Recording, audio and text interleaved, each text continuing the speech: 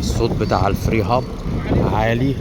عجلة حرير، عجلة صناعة يابانية، حالة الزيرو، كل المكونات الأصلية لسه واصلة، كادر عالي كمان.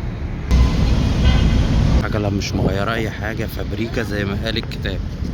الجنود بتاعتها الأوريجينال جديدة قوي، الكاوتش الأوريجينال، البراند بتاع العجلة.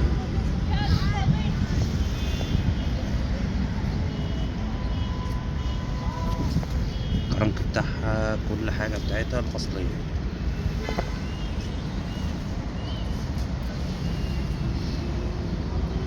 كل حاجة في العجلة دي جديدة، حالة الزيرو، من محل ويل بايك.